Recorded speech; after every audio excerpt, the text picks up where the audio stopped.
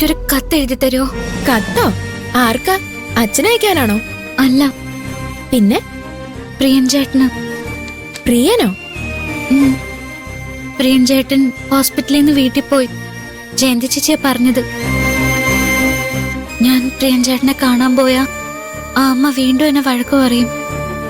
എനിക്ക് പറയാനുള്ളതെല്ലാം ഒരു കത്തിലെഴുതി പ്രിയൻ ചേട്ടന് കൊടുക്കാം. എന്റെ കൈയക്ഷരം ആർക്കും വായിക്കാൻ കഴിയില്ല. അതുകൊണ്ടാ പറയുന്നത്, ഒരു കത്തെഴുതി താടി. ആയിഷ, ഒരു പേപ്പറും പേരും തന്നെ.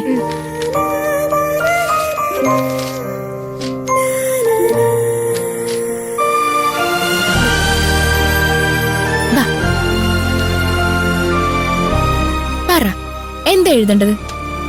പ്രിയപ്പെട്ട പ്രിയൻ ചേട്ടന് പാർവതി എഴുതുന്നത്. അങ്ങനെ തുടങ്ങിക്കോ. അയ്യോ, അത് വേണ്ട.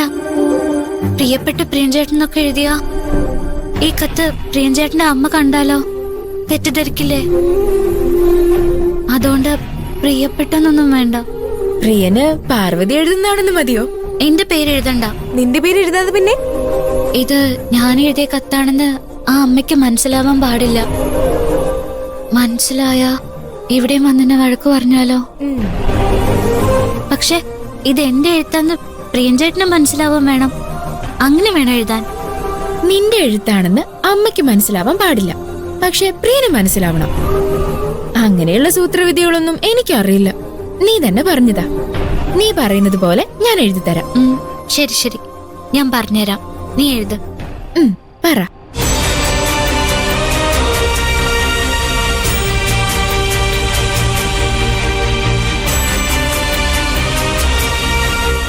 ആ, ഇത്രയും മതി.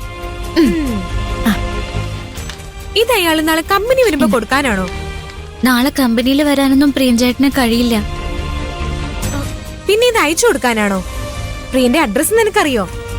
അയച്ചു കൊടുത്താ ഇത് പ്രിയൻ ചേട്ടന്റെ കയ്യിലെത്തുമ്പോ വൈകൂലേ? ഇത് ഇപ്പൊ തന്നെ പ്രിയൻ ചേട്ടന് എത്തിച്ചു കൊടുക്കണം. എങ്ങനെ? അതൊന്നും എനിക്കറിയില്ല. പക്ഷെ ഞാനിത് എങ്ങനെയെങ്കിലും പ്രിയൻ ചേട്ടന്റെ കയ്യിൽ എത്തിക്കും. ഈ എഴുത്തു മാത്രല്ല, പിന്നെ ശരീരം മുഴുവനും വേദനിക്കുന്നുണ്ടാവും. ഈ കത്തിന്റെ കൂടെ വേദനയ്ക്കുള്ള തൈലവും ഞാൻ എത്തിച്ചു കൊടുക്കും. ഈ സമയത്ത് വേദനയ്ക്കുള്ള തൈലം എവിടുന്ന് കിട്ടാനാ? അന്ന് ഗന്ധർവൻ എനിക്ക് തന്നയച്ചില്ലേ, അതെന്റെ കയ്യിലുണ്ട്. ലെറ്റർ വേദന സംഹാരി. ജെനിഫർ, നിനക്ക് എന്തെങ്കിലും മണക്കുന്നുണ്ടോ? തൈലത്തിന്റെ മണം ആണോ നീ ഉദ്ദേശിച്ചേ? അല്ല, പ്രണയത്തിന്റെ മണം. ഓ, നിനക്കെപ്പോഴും ആ ഒരു ചിന്ത മാത്രമേ ഉള്ളൂ. എനിക്കല്ലല്ലോ ആ ചിന്ത, നിനക്കല്ലേ? സങ്കടം നിറഞ്ഞു നിൽക്കുന്ന നിന്റെ ഈ മുഖത്ത് നോക്കി കൂടുതൽ പറയാൻ എന്റെ മനസ്സ് അനുവദിക്കുന്നില്ല. അതുകൊണ്ട് ബാക്കി പിന്നെ പറയാം.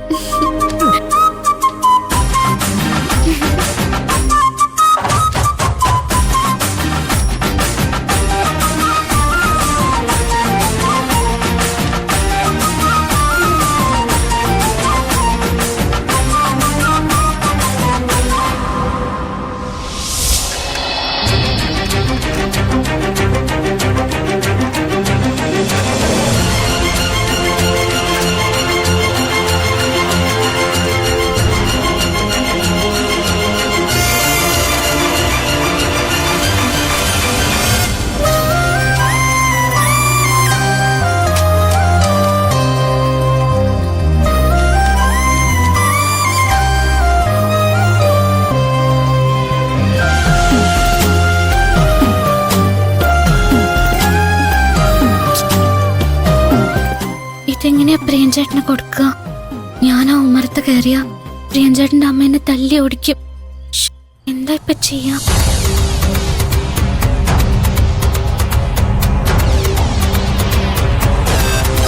ഈ പി കെ വിദ്യാധരൻ സാറിന്റെ വീട് എവിടെയാ? എനിക്കറിയില്ല.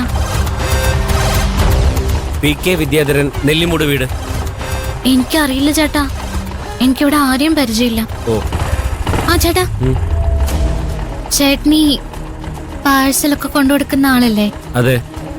എന്താ? ഇത് ആ വീട്ടിൽ കൊണ്ടു കൊടുക്കാൻ പറ്റുമോ? ഇത്ര അടുത്തല്ലേ, നിങ്ങൾക്കങ്ങ് കൊടുത്താ പോരെ? അത് എനിക്ക് ആ വീട്ടിൽ പോകാൻ പറ്റില്ല, അതുകൊണ്ടാ. നിങ്ങളുടെ ബോയ് ഫ്രണ്ട് ഇപ്പൊ ആ വീട്ടിലുണ്ടോ? ബോയ് ഫ്രണ്ടോ? നിങ്ങളുടെ ഈ ചുറ്റിക്കളി കണ്ട എനിക്ക് മനസ്സിലായി. ഇങ്ങത്താ, ഞാൻ കൊടുക്കാം. PK വിദ്യാധരൻ സാറിന്റെ വീട് അന്വേഷിക്കുകയും ചെയ്യാലോ.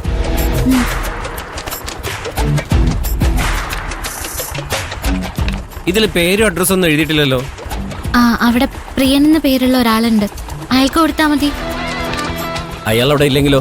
ആ, ഉണ്ട്, എനിക്കറിയാം. ഞാൻ ബെല്ലടിച്ച ഈ പറയുന്ന പയ്യൻ തന്നെ പുറത്തു വരണമെന്നില്ലല്ലോ.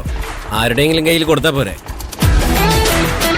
നിന്റെ ഈ പരിഭ്രമം കണ്ടിട്ട് പ്രിയൻ നിന്റെ ബോയ് ഫ്രണ്ട് ആണെന്നും ഇതിനകത്ത് ലവ് ലെറ്ററോ ഗിഫ്റ്റോ ആണെന്നും മനസ്സിലായി.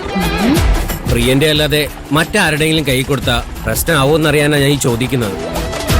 ആ, അവിടെ ഒരു അമ്മയുണ്ട്, ആ അമ്മയുടെ കയ്യിൽ കൊടുക്കണ്ട. അവിടെ ഒരു പെൺകുട്ടിയുണ്ട്, അവളുടെ കയ്യിൽ കൊടുക്കുന്നതിൽ കുഴപ്പമില്ല. ആ ശരി.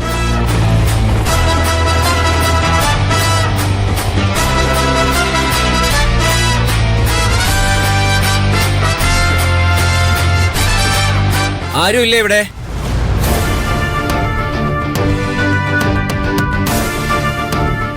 ആരാ?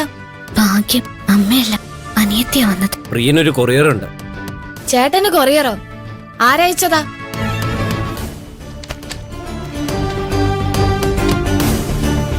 ഇതില് പേരും ഇല്ല, അഡ്രസ്സും ഇല്ല. പ്രിയന്റെ ഒരു ഫ്രണ്ട് പ്രിയന് കൊടുക്കാൻ എന്റെ കൈ തന്നു വിട്ടതാ. അവരെന്തൊക്കെയോ സംസാരിക്കുന്നുണ്ടല്ലോ, കുഴപ്പമായോ? ചേട്ടന്റെ ഫ്രണ്ടോ? ആര്? പ്രിയനറിയാം.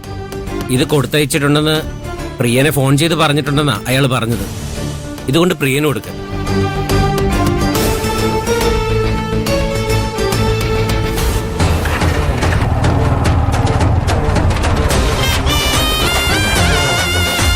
അനീത്തിയുടെ കയ്യിലാ കൊടുത്തത്. അഡ്രസ് ഇല്ലാത്തതുകൊണ്ട് അവള് വാങ്ങിക്കാൻ മടിച്ചു.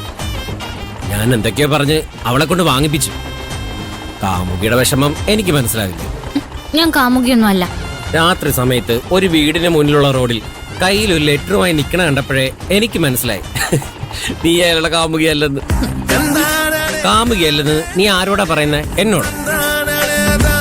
ഞാനിതുപോലത്തെ എത്ര എഴുത്തുകൾ എത്ര കാമുകന്മാർക്ക് എത്തിച്ചു കൊടുത്ത. ആ പെണ്ണ് കൂടുതൽ ചോദ്യങ്ങൾ ചോദിക്കുന്നതിന് മുമ്പ് ഞാൻ അവിടെ നിന്ന് രക്ഷപ്പെട്ടതുകൊണ്ട് PK വിദ്യാധരൻ സാറിന്റെ അഡ്രസ് ചോദിക്കാൻ പറ്റിയില്ല. ഇനി അത് കണ്ടുപിടിക്കണം.